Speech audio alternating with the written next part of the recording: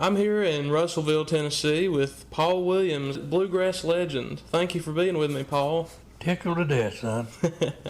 So I wanted to start back at your beginnings. When did you first get into music? Well, I'll tell you what, in this interview now, it's been a long time, so I may not get all the dates right dead center. That's all right. I got my first professional job in late '51 with the Lonesome Pine Fiddlers, and that was at WHIS in Bluefield, West Virginia. And Jimmy Williams and myself went over and auditioned. He had Larry Richardson and Bob Osborne, and they went with Jimmy Martin. Jimmy had left Bill Monroe, and just a little while before that, and Jimmy and Bobby and them, they formed a group called the Sunny Mountain Boys, and they went to WCYB in Bristol, Tennessee. So Jimmy and I went over and auditioned, and we got the job. And so Ezra Klein, he's the head man of the Lonesome Pine Fiddlers. He said, well, I'm going to hire you boys. He said, y'all sound pretty good. And he said, what do y'all go by? Jimmy spoke up and said, the Williams Brothers. Well, back at that time, there was a lot of brothers act, you know. Yeah. There's Monroe Brothers, and they was Saltzman Brothers, Stanley Brothers, Wilburn Brothers. There's a lot of brother acts, you know. Right. And we just being kids, you know, we thought that's a smart way to go. Well, he was the Williams, you know. Mm-hmm. And so I got stuck with Williams right then. It wasn't long after that we did a session with R.C.A. Victor.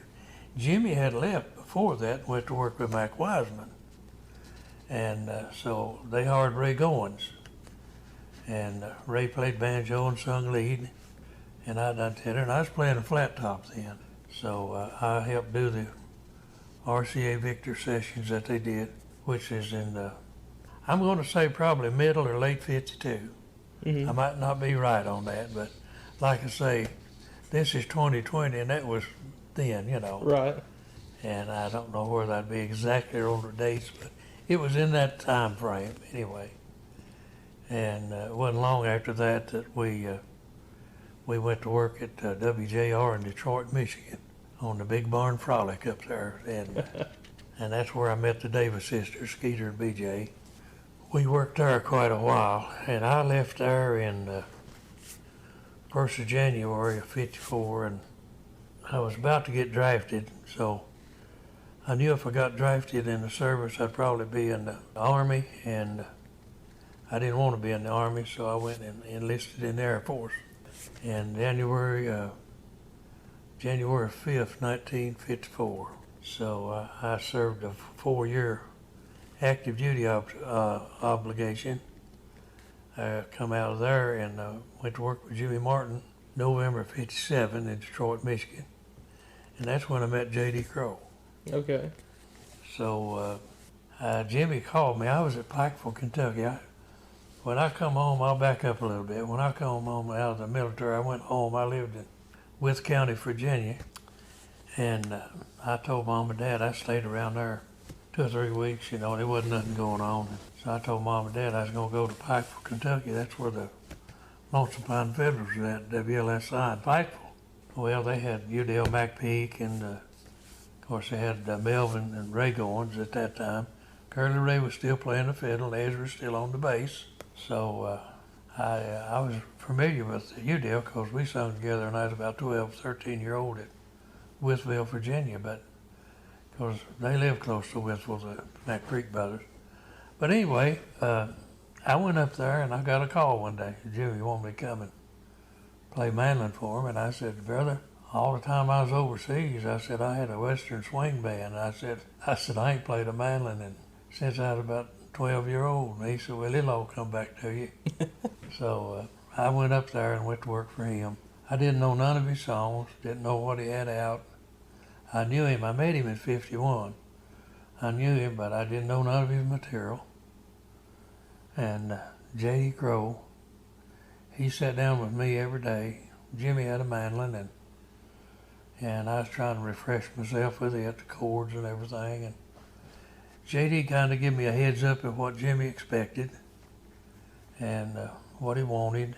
And he said he felt like I could feel the bill, and so he helped me a whole lot on the material, what Jimmy expected. So we went from square one to where we wound up at and put out some good records, I think. Mm-hmm. Hard driving bluegrass. And I will say this, I'll put this in the mix while I'm at it. In my lifetime, I've sung with several people, but I've never sung with a better lead voice or a guitar man than Jimmy Martin. Jimmy had a lick on the guitar that made you want to pick. And when he put that lead in there, if you could sing every bit of tenor, it made you want to sing tenor. Yeah. But I learned a lot from him. He learned me a lot about blend, how you get a blend when you're singing a duet or trio or four part. Mm-hmm. But and I hadn't worked on that or even knew anything about it. But phrasing, saying your words alike, and if you say your words alike, well, that's what constitutes a blend. So he taught me a lot about that. Mm-hmm. Because me and him and Crow, we worked hard on our trio, and Jimmy and I worked hard on our duet. But me and Crow would sit around and we'd pick an hour or two a day, because JD was really good. I thought best that I'd ever heard in my lifetime. But me, I was kind of rough, and I was glad he sat around and wanted to pick an hour or two a day because I needed it, But that's how I met JD Crow when I went to work with Jimmy Martin. And to this day, from that day to this day, JD's been a dear friend. Yeah. Yeah, we've been friends ever since, and he's just like a brother. We have a good time. Every time we get together, we spend most of it talking about old times and laughing ourselves silly. Y'all get together quite a bit? Well, we have been here lately. They came down, he and a doctor from up close to Charleston, West Virginia. His name was Gibson, Dr. Gibson. And he came down with JD up to Gray, Tennessee, where Jerry and Susie Keys live. Well, Jerry is a great banjo player, and he's got a pull on the banjo and a lot of stuff like JD, because he studied JD Crow, Jerry did. So they all came down here to visit me one afternoon. And we sat around here and talked a while, and I said, well, I'm going to take you out to dinner. And I said, how many of you like catfish? They all said, man, I love catfish.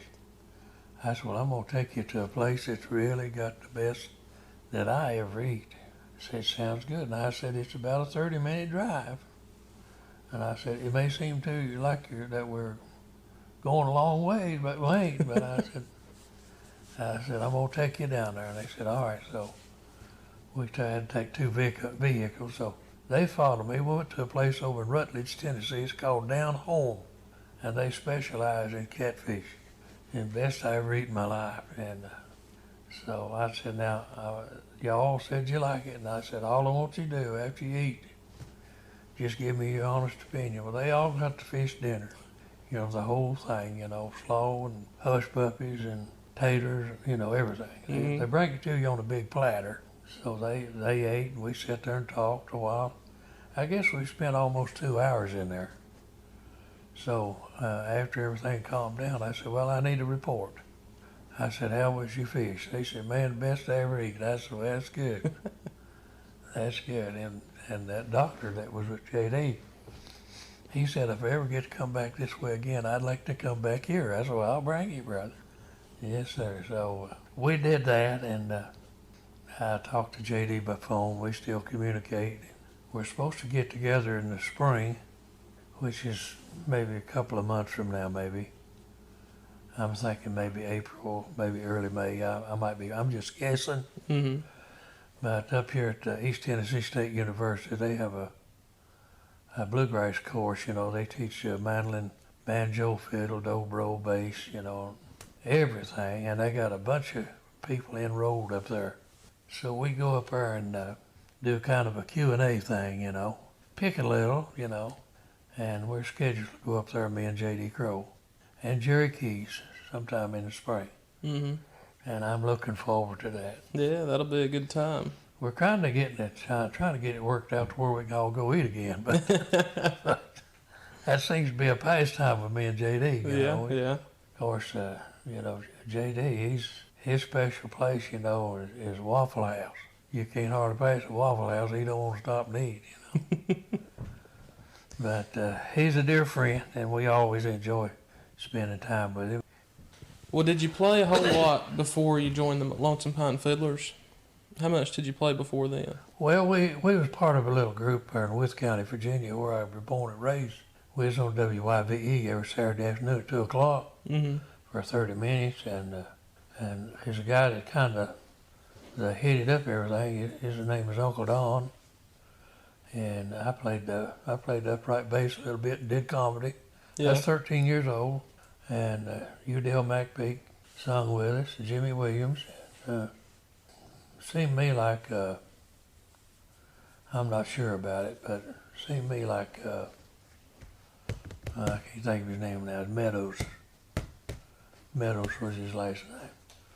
But I'm not sure about that. But that was, let's see, that would have been 1948. And we did a few things around there, schools and things like that. You know, nickel or dime for kids and a quarter for grown-ups. That's what they charge at the door. Yeah. But I was just a boy. But what I call the first professional job I got was when I was telling you back in late '51 with Lonesome Pine Fiddlers, Bluefield, West Virginia. He paid me $5 a day, and I'd been working on the farm for 50 cents an hour, 50 cents a day, sometimes $1 a day. So when I started getting $5 a day, I thought I'd hit the jackpot. But that's how all that began, and I told you about my service and meeting Jimmy Martin and everything, and up to where I retired from the U.S. Postal Service in '95, and that's when I formed a little group. And how I came up on the Victor Trio, there was three of us. It was Ned Cutshaw and me. Can't think of his name now. I told you I was getting old. But anyway, they was three. We had the mandolin, the guitar, and bass was our instrumentation. And we were all born again Christian. So I said, there's three of us, that makes a trio. And I said, we're all born again. So I said, being born again means you've got the victory. So I said, that's how I come up with Victor Trio. Yeah. Mike Ryder was the other. Okay. He played bass, yeah. So you told me a little bit about the Williams brothers.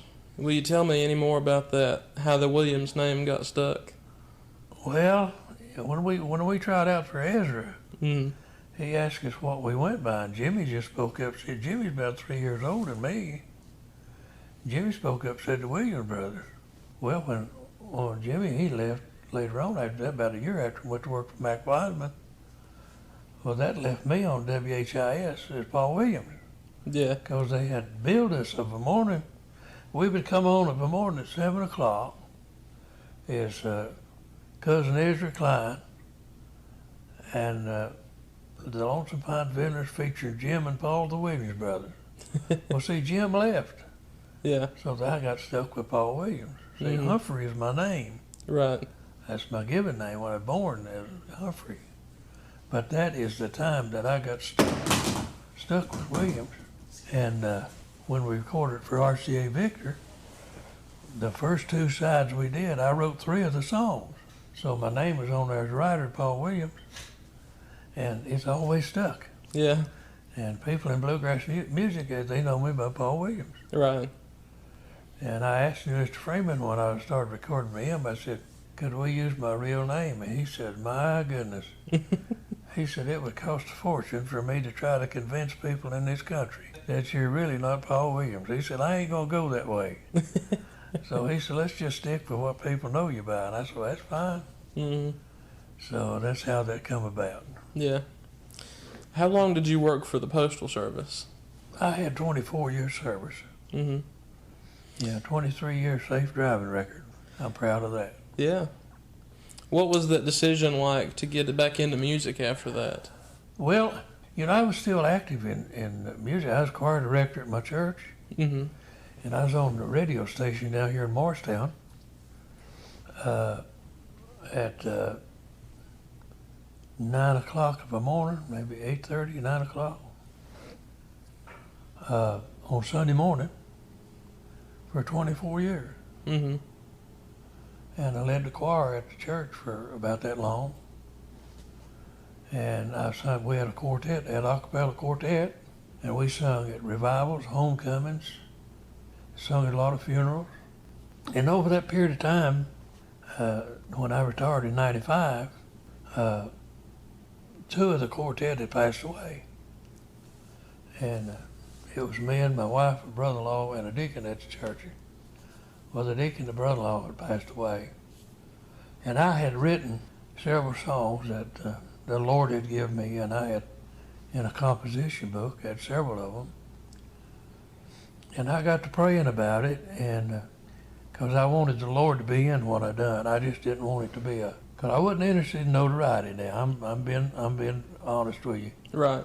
I wasn't interested in making a name or nothing like that. Mm-hmm. What my intention was to go for the Lord and lift Him up and praise Him and try to be a blessing to people. Mm-hmm. And when He impressed me to tell them what He had done for me, well, I wanted to do that because it might encourage somebody, might cause somebody that don't know Him to get acquainted with Him. Mm-hmm. And that was my intention. So I tell you, a while ago, I made that little CD, the three of us, Mm-hmm. Mike and Ned and myself, and we had a guy play rhythm for us. So it was mainly guitar, bass, and rhythm.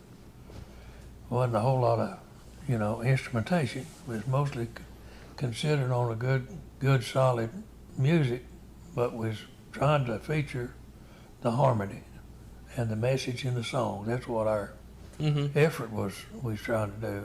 And like I said a while ago, Dave Freeman, he got a copy of it and he wanted to put it out on his label. And over time, the group changed, and they couldn't do the traveling that started coming in. We started, some of them people had these festivals, wanted us to come and sing at a festival and different things, and we started doing a few things like that. Well, every year it just kept increasing. It started out maybe once or twice a month. Then it got to be maybe 3 weekends out of the month. Then it got to be every weekend out of the month. Mm-hmm. So we traveled from Arkansas to Missouri to Florida to Michigan and Ohio and all up and down the East Coast. And so we ain't like Hank Snow. We ain't been everywhere, but we got to go a lot of places. You ain't been everywhere, but quite a few places. Yeah, quite a few places. But we got to meet a lot of people. Mm-hmm. And, I enjoyed trying to witness for the Lord. But I also enjoy meeting people and hearing these people, that's got something they want to tell somebody. And something they would always, have a conversation with me. And I'm glad they had that feeling toward me that they wanted to tell me, share something with me, and I appreciate that. So I enjoyed that aspect of it. We saw people saved at festivals where we were. Church services, we did a lot of churches. Mm-hmm. Ohio, Indiana, different places, but we done a lot of festivals, indoor and outdoor. Mm-hmm. Homecomings, a lot of things, and we was involved in a lot of it. And we got to see a lot of people come to the Lord. That's always a joy, see people get their life turned around and really start to live, really. So that aspect of it really strengthened me, and it was a blessing to me. And all the groups, that's what they talked about. And we didn't try to impress nobody, because like I said, we wasn't out to make a name. Right. But when you get on a label like Rebel that features that kind of music, bluegrass, and they had a market at that time, they had a distribution network across this country and a lot of foreign markets, And when your music gets into the mix, and you get to being recognized, there's a certain amount of notoriety that's going to happen. That just comes. Yeah, definitely. And that wasn't what we were after, but it happened, you know. And we appreciate that very much. But we had a good run at it. We had about 20 years. Mm-hmm. But at the end of last year, I just figured that it was time for me to hang it up. My knees are bad. It's hard on me to stand and do an hour show. Yeah. I did a lot of things with Doyle and JD. Mm-hmm. When I disbanded, I did some shows with Doyle and JD. He quit touring about a year before that, but Doyle and I still go do some things with his group. You know, we'd do about a 90-minute thing, but Yeah. and that got to be strenuous. It really did. And I enjoy that. Doyle Lawson is like a brother to me. Yeah. He sure is. That man, you know, I first met Doyle when Jimmy hired him in I believe it was February '63. And Doyle's been just like a brother. He sure has. I mean, I don't mean that any other way but how I'm saying it. Mm-hmm. He feels like a brother. We're great friends. And he's been a help to me. Doyle has done things for me that a lot of people don't know. He's helped me musically.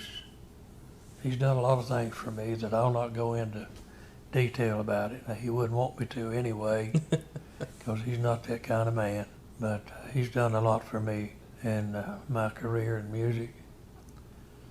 You know, Jerry was in our group for years. Mm-hmm. He and his wife Susie. Susie plays the bass, and I think one of the best in the business myself. I'm not an expert on these things, but when you have people playing bass behind you over a period of years, you know who's got it in the mix and who ain't, you know. But Right. she's always dead on it, you know, and just, she's real good, a fine person. They was with me several years. Dan Moneyhun was in our group for a long time, played the guitar for me, sang lead. He's a fine fella. Of course, Adam Winstead, he played for me and sung baritone and did rhythm. And there for a while, when Jerry and Susie wasn't handy, why I used Adam on the banjo and my son on the bass. My son's a good bass player also. But they were with me a long time. Keith Williams traveled with me a while. He's a good fiddle man. He's a wonderful singer. Do you know Keith? Mm-hmm. Well, Keith, I'm gonna tell you about Keith. Keith is a man that could have made it in Nashville years ago. He's got that kind of voice. Yeah. Yes, sir. He could have made it, but he's a saved individual, and God called him to preach, and he said, "That's what I got to do." Yeah. And so he got called to this church when he's working for me. And he come told me, he said, I've had a ball with you. He said, it's really been a blessing to travel with you and do what we've got to do together and see what we've got to see. But he said, I've been called to a church and I'm going to have to quit the road. But I hated for that. But I told him, I said, well, you need to do what the Lord wants you to do. Right. And I said, you got that call, and if that church is calling you, and you feel like that's where you need to be, I said, I encourage you to do that. Mm-hmm. But we had a great time together. So we've had good people that work for us. We had a good run, about 20 years. Of course, I retired from the post office in '95. But we had a good run. And didn't start out for it to be, grow to the way it did, I just want to have a little trio when I retired, sing locally around here, where I live. Mm-hmm. And we did that for a while. But we made a CD, and Mr. Freeman, Rebel Records, had a friend of mine, took him a copy. It was just the first CD I ever produced, I know it wasn't great, it wasn't bad, but it was good, but, it could have been better. Somebody knew what they was doing, But he heard it, and he called me one day and wanted to put our music out on his label. So we signed up with him, and through that, our music was in all across the country and in 25 foreign countries on Rebel Records. Yeah. And we got nominated for a Grammy, 2 Dove Award nominations, and Rebel was really good to us. Dave Freeman and Mark, his son, they were really good to us. Put our music out like they did. Yeah. But what I wanted, when I started just for a local thing, it blossomed over. We was traveling all over the country. But I'm glad it happened that way because we got to travel a lot of miles and meet a lot of people. That's one thing I enjoyed besides the music was meeting people. Oh yeah. Yeah, I love that. And I know the Victory Trio was important to a lot of people. yeah, I went to eat this morning. The guy said, I saw you Saturday night on the TV. I said, you did? He said, yeah. Paul Williams, the Victory Trio. I said, well, good. So I went to the mall and walked a little bit this morning. The guy up there said, I saw you Saturday night. I said, well, how did I do? He said, I thought you done great. I said, well, good. Yeah. But it's a Christian station up here in Abingdon, Virginia. It's called WLFG, Living Faith Television is what it is. Mm-hmm. But we have been on there probably. We've taped that about 3 or 4 times. And then Songs of the Mountains was the particular one they was talking about this morning, which that's done in Marion, Virginia. And it's on PBS stations all across the United States. I believe when I talked to Tim White the last time, he told me that Songs of the Mountain was on 79 PB outlets across the United States. Wow. That's pretty good coverage. Oh yeah. Would you tell me a little bit more about the Old Friends tour? Oh, we had a ball doing that. Yeah. Yeah. We was in Missouri, a place called Starby Creek. It's near Conway, Missouri, and it was in July. And it was 110 in the shade. Where the stage was, the sun was shining right in on us. And J.D. had wet him a washcloth and put it back there on something where he could reach and get it there once in a while. A wet cloth and kind of cool him down a little. And he got a little wide-eyed. I thought he was going to pass out there, but he didn't. And so I tried to, they never know what I'm going to do.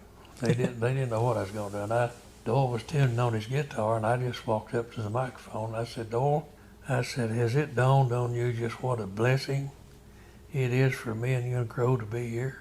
He looked at me and he said, I sure have. I said, well, just think about it. Here we are, 3 old men on Medicare playing bluegrass. And then Doyle said, well, I'm the youngest in the group. I said, yeah, but you're still on Medicare. So I try to do stuff like that, just tell a few little funny things. Oh yeah. But we had a ball. J.D., he would laugh, Lord son. Yeah. And what tickled me about J.D., when Doyle would be singing the lead on a verse, J.D. would talk in his ear. I don't know what all he said to him.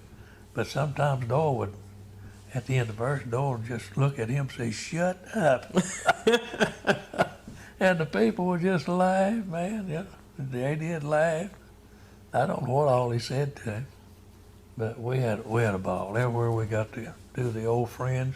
Mm-hmm. And I kind of hated it when J.D. dropped out, but yeah, his breathing got bad, and he told me we was doing the Rudy Fest up in Kentucky, and he told me he said I ain't hardly got the wind. He stood to the left of Doyle. Mm-hmm. I stood on the right, and when he come around for him to do baritone, he'd have to come around into the middle. And he told me, he said, it's just getting more difficult to make that move, Mm-hmm. And he said, I just ain't got the wind to do it. And so I hate to see him drop out. Yeah. Because, I have a breathing impairment myself, so I could relate to what he's talking about. But I love him to death. We had a great time. And I think everywhere we were, the people, they enjoyed it. Mm-hmm. And we was on stage for an hour and a half, but it didn't seem like it was sometimes like 30 minutes. We'd get all caught up in the thing, and get to laughing, and I'd tell old crazy stuff. They never did know what I was going to say. And we just had a great time. But it was good. It was good to do some of the old stuff we done with Martin. And, of course, at that time, we had 2 CDs, me and Doyle and J.D. We had Old Friends Get Together. And then the next one we done was Standing Tall and Tough. Doyle and I have continued. We done one after that. Doyle and I did a duet. It's called Chapter 3. Mm-hmm. And it done real good. And the last thing I did with Doyle is, I think was his festival over in Denton, North Carolina last Mother's Day weekend, last year, 2019. But he's going to be in up in Gray, Tennessee, September. I forget what day, 28th, somewhere along there. And for Larry Mullins is he owns Industrial Electronics, a great big company, and he has an enormous place up there, and he has about 500 people. He does it every year. He has good barbecue, and it's just good. Mm-hmm. So he has a group every year. So this year he's having Doyle, and he wants me to come up and do 2 or 3 with Doyle. So I'm looking forward to that. Yeah, that'll be good. Yeah. I hope it's where we can. Would you tell me about back in, I think it was 2004, you made a Jimmy Martin tribute album? Yeah, that was with Audie Blaylock and Crow was on there, and Michael Cleveland, and I forget who else was there. But yeah, it was a tribute to Jimmy. We done a lot of the things, that we done with Jimmy. Mm-hmm. A lot of stuff you wrote. Yeah. Yeah, I've been blessed to be able to do that. I wrote a lot of songs that Jimmy did, for Decca people, and Mm-hmm. which later Decca sold to MCA. But I was very, very fortunate and blessed that he liked what I did well enough to record them. And they all done quite well. Do you have an estimate as to how many songs you've written over the years? I probably over 200, I guess. Yeah. A lot of them I didn't think were, good enough, or I didn't think worthy to be sung to anybody that, Mm-hmm. So I still have them in composition books. But what I thought might catch somebody's ear or something, I would sing it to them. I've had, of course, Doyle, he recorded several songs, Third Time Out. Mm-hmm. And there used to be a group called Bluegrass. They're not going no more, but they recorded one of my songs. And Marty Rabin, he recorded one. And I've been fortunate, different people has recorded songs that I've written. Yeah. And I wrote a while for the Surefire Music Company in Nashville. I was staff writer about 6 years. Mm-hmm. That was the Wilburn Brothers Company. Okay. And I wrote for them a while, and I was privileged to have a song recorded by Vernon Oxford on RCA called Roll Big Wheels Roll. Yeah. That's when a lot of your truck songs was playing a lot. Mm-hmm.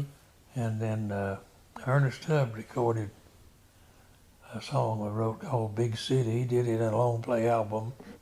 And Charlie Walker, he recorded a song that I wrote with Surefire called Think of Me.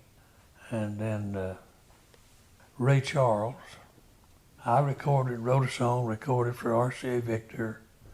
It's called Nobody Cares. Mm-hmm. And it was a good jukebox song for us. Yeah. Back then, jukeboxes, Oh, yeah. Yeah, truck stops and restaurants and everything. And it was a good jukebox song for us. It's called Nobody Cares. Yeah. Well, Ray Charles loved bluegrass and country music. Mm-hmm. He did. He was one of the greatest blues singers ever was. Oh, yeah. But he liked bluegrass and country. And I got a letter one day from Polygram Records. And I got it out of the mailbox, and I thought, well, what is this all about? I was working at the post office. So I walked in the house, and I opened it up, and there was a check in there, pretty good sized check, several $1,000s. And I said, my God. And they had a paper attached to it, Nobody cares. Ray Charles Yeah. and what label he was on, And I thought, man, this is wild. And he recorded that. So I've been blessed, been fortunate, to have different people do our stuff. Yeah. I'm glad to think enough of it, and there's been others, I can't think of their names right now, because they're not as famous as some that I'm acquainted with, but there's been others do songs that we have written that they went back and recorded again, some of these other groups, which I appreciate. Yeah. I appreciate it very much. You wrote quite a few songs. You co-wrote some with Jimmy Martin. Yeah. Do you have any memories of writing songs with him? Well, Jimmy, he had some good ideas, Mm-hmm. And if I had a thought and I'd sing what I had to him, and he might mention how would this go in there, and he'd do that, So that's more or less how that collaboration worked out, Yeah. He might not write a whole verse, but he might have a line here and there, and you'd write and kind of incorporate that, and that's how that worked out. And we did some songs that were PD, that's public domain. Mm-hmm. That's where the author and the author's heirs are all deceased. Well, you still can't claim the song, but you can get a copyright for an arrangement. You don't own the song, you just own the arrangement. Yeah. And we did some of those. Okay. Now, a couple of years ago, in 2018, you got inducted into the Hall of Fame for Bluegrass. I did, and before that I was inducted in the Hall of Fame with Bobby Osborne and Melvin Goins, because we was the only survivors of the Lonesome Pine Fiddlers band. Yeah. So we were all inducted together. And then 18, I was inducted in as solo artist. Mm-hmm. So I'm in there twice. Yeah. And I was inducted into Bill Monroe's Hall of Fame in Bean Blossom, Indiana. And inducted into Bluegrass Hall of Honor, Mm-hmm. which is Spigma's kind of Hall of Fame thing. They call it the Hall of Honor. Yeah. And one over in Carolina, Blue Ridge, I can't think of it right now. But we've been inducted in several of those. IBMA Hall of Fame, Bill Monroe Hall of Fame, and IBMA was SPIGMA, which is Society for the Preservation of Bluegrass Music Association, and that's the one that has the Hall of Honor. I was inducted in that in, I believe 2000 and might have been 1999. Okay. Yeah. Now the dates I can't tell you right now. That's all right. Well, how did it feel to be honored like that? Well, it felt great to be honored for what you have tried to accomplish and achieve, but I didn't expect none of it. Yeah. I didn't expect none of it. I just never could conceive me being inducted into a Hall of Honor and a Hall of Fame where there's so many great bluegrass pickers and singers. Mm-hmm. I never did conceive me of being in there in that crowd. Right. But it happened, and I appreciate it. Yeah. It was an humbling experience. Yeah. It's some fella told me, he asked me a question. He said, "Paul, did that give you the big head?" I said, "No."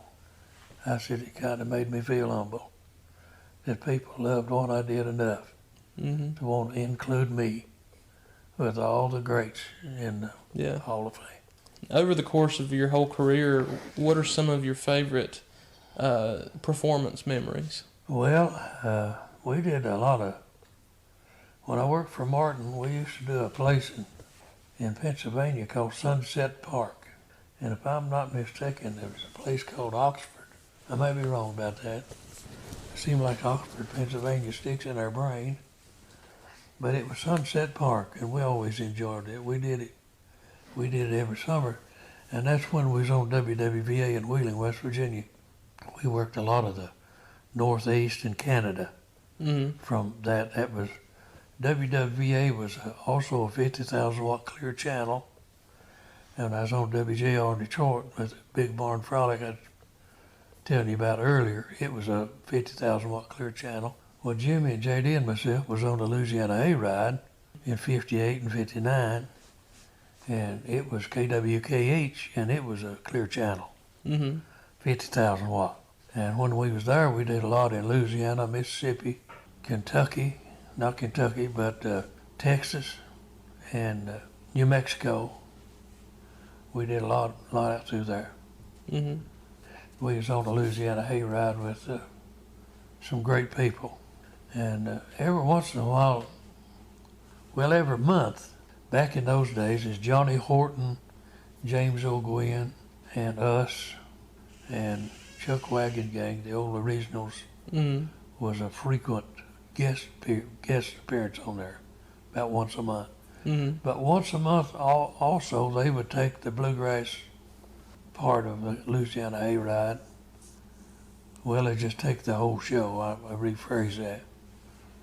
They take the whole show on the road, one Saturday night out of the month. Well, this particular Saturday night, we was in Temple, Texas, and Elvis Presley was in the Army at Fort Hood. Well, Elvis came to the show because he used to be on the Hayride. And he came backstage, and he had this great big guy. He's a great big man. He was the champion wrestler of the state of Texas. He and Elvis came in the back door, you know. We sitting around back there talking, and Elvis said, "You guys got it made." And I think it's Johnny Horton spoke up. He said, "No, Elvis, you are the one that's got it made." He said, "No, you don't understand, Johnny." He said, "You guys can go out here and walk down the street in a little place and get you a Coke, hamburger, and fries." He said, "I can't do that." And I formed an opinion that night. I got to meet Elvis and talk with him. He was a down-to-earth person. But I got the impression that night that he was also lonely. He was living in a world where he was secluded. I got that impression from that statement. You guys can walk down the street and get you a Coke, fries, and hamburger. But he said, "I can't do that." He longed to do that.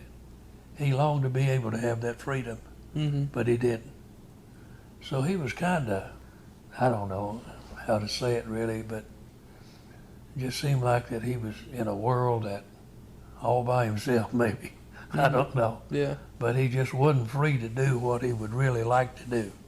But it was a joy to talk to him. I found him, he impressed me, how he loved music, and I got an impression that night that he was also an humble man.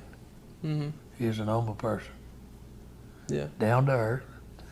He didn't feel like he's better than anybody else, but he's just an old Mississippi country boy. That's not what he was.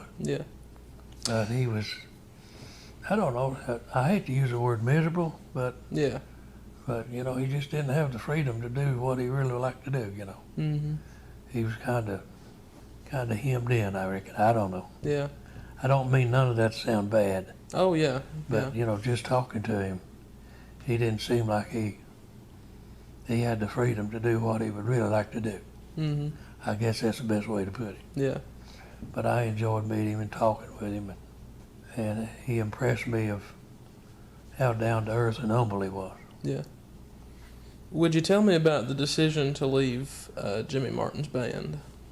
Well, me and my wife, I'm married Jimmy's sister, we were living in Donaldson, Tennessee, which is about 6-8 miles east of Nashville.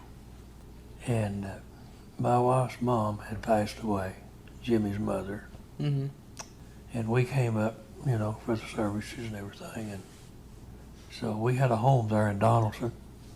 And we came up to visit after that, visit her dad. Well, let me go back. Her mom was still living when we came up. Her mom got sick and died after that. But we came up to visit her mom and dad. I'm getting the cart before the horse, but anyway. And it was church meeting there where my wife was a member. I hadn't been in church since I was in the military. And the reason I say that is when the military, you go to church on Sunday morning. Yeah. Whatever your faith is, that's where you go. Mm-hmm. But I hadn't been in church since then. Well, it was on a Saturday night, and I went with my wife. You know, you have to try to keep peace in the family, you know. So I went with her. And the man got up and preached, and that's the first time I was ever in the church, just a little white country church. And what he preached that night just tore my little world that I was living in all apart. Mm-hmm. And it brought conviction and condemnation to my heart. Well, the next morning I went back, and I went to that altar at that little church, and I asked the Lord to forgive me and save my soul. And he did that for me that morning. I felt like driving back that afternoon. Well, not that afternoon. I stayed over, got baptized the next day, which was Labor Day. This I was saved the last Sunday in '63. And the next day, that happened to be Labor Day. And that preacher said, I don't have to work tomorrow. I'll come back and baptize you in the morning. So he came back that morning, baptized me in Clinch River. Mm-hmm. That afternoon, we left, started back to Nashville. And I knew when I got saved that all the little things that I was involved in and seemed like everything was, as the old saying is, falling in my half bushel. After I got saved, all of that changed. Mm-hmm. That didn't seem to mean what it did before. And I knew going back to Nashville I was going to have to quit. Because I didn't feel like in my heart that I could play places that we'd been playing and be a witness for God. Mm-hmm. Because we played a lot of clubs, things like that, back in that day. Yeah. And I didn't feel like I could do that. So when I got back, Jimmy had a tour already scheduled across Canada. And I had a talk with him, and I said, I'm going to have to quit. But I said, I'll do one thing. I said, I know you don't have time to get somebody ready to do this tour. I said, I'll do the tour with you. But when we get the tour done, and I get back home, I said, I'm done. I said, I'm going to have to. Mm-hmm. I said, that's the way I feel in my heart. That's the way I got to do. And he, of course, he tried to get me to stay, and we'll do this and we'll do that. And I said, Jimmy, I can't be in them places and be what I need to be for the Lord. I said, I'm going to have to separate myself. Mm-hmm. And so that's how come me to leave Jimmy Martin, the Sonny Mountain Boys. And I came up to, me and my wife moved up to Hancock County. Her mother then had passed away. And we put our house up for sale, put our furniture in storage. And we came up there to stay with her dad. At that time, we never had any kids. So my wife wanted to come and stay with him, help him. So we did that. And I worked around there in Hancock County and here locally in Hamlin County, Morristown, and worked for city schools. I worked fire department, worked housing authority, a lot of different jobs, done construction work. Got a job at the post office, and that's where I retired in April 1st, 1995. But that's how come me to leave Jimmy Martin. Mm-hmm. Jimmy and I never had a crossword. We had some good times together. Yeah. And he, as far as I know, nobody's ever said anything, but as far as I know, he always spoke well of me. And we got along good. You know, we worked on songs. Mm-hmm. We tried to get them ready. And I never will forget, he said, when you get to where you're tired of the song, you're ready to record it. He said, that's when it's ready to record, when you're absolutely tired of it. So I didn't fully understand that at the time, but it makes a lot of sense, don't it? Yeah. But that's how come me to leave him, yeah. Yeah. Yeah. We left on Good terms. good terms. Oh, yeah. Yeah. I think we did. Well, would you tell me about the hit you had a few months ago with Jason Berry and Del McCurry? Well, Jason, I met Jason when he was with Doyle Lawson, Mm-hmm. a fine young man and an exceptional fiddler. So he approached me at a concert, and he said he was going to do a CD. And he said, I've got a couple of songs that I would like for you to sing on. Would you be interested? And I said, what are the songs? He said, I'm so lonesome I could cry, old Hank Williams song. And he said, Beyond the Sunset, which is a gospel song. I said, yeah. Mm-hmm. I said, I know them both. He said, well, I'll get back with you on it. So he sent all the necessary stuff to Steve Gully over here at Harrogate, Tennessee. Steve's got a recording studio there at his house. It's separate from his house, but it's on the same lot and everything. But I went over there, and Darren Vincent was, and him and the group, they was appearing at Dollywood. And Darren came over there to the studio, and I put down, he had the soundtrack and everything, the music and everything, and I had to sort of more or less sing in the blind, but I just done the best I could. And so we done those 2 tracks over there at that studio. And I don't know where he got Dale to do the harmony with me at. Mm-hmm. He never has told me. And I don't know where he got the others to do the repeats on Beyond the Sunset on the chorus. Mm-hmm. Darren Vincent's one of them, but I don't know who the others are. It might have been Steve Gully as one of them too. I don't know, but he never did enlighten me on that. But I enjoyed doing them, and I was on a concert, and he played me the duet. Said, "What do you think of that?" I said, "Man." I said, that's good. I said, Dale McCurry sing tenor to a siren. Yeah. And he said, yeah, he's good. He said he really enjoyed doing that. I said, well, sounds good to me. And it hadn't been out but just a little while, and that thing was number 7 Yeah. on the Bluegrass charts. And then just a little while after that, it went to number 1. I said, man, this is wild. Yeah. Yeah, that's a lot of fun. Well, Paul, I guess that's probably about all I have for you. Have I talked you to death? No, I did want to ask you just a couple more things. Okay. Well, I end every radio show that I do with a gospel song. And I wanted to end the show about you with, I went down a beggar and came up a millionaire. Yeah. What does that song mean to you? Well, it means a whole lot. Yeah. I was telling you a while ago when I got saved, that's what I did that morning. Yeah. I went down a beggar and I came up a millionaire. Yeah. Yeah, I love that song. And we recorded that, we started singing that, and I tell you, a lot of concerts where we would include that song, people got a lot of blessings out of that song. Yeah. It was a big seller for us. Mm-hmm.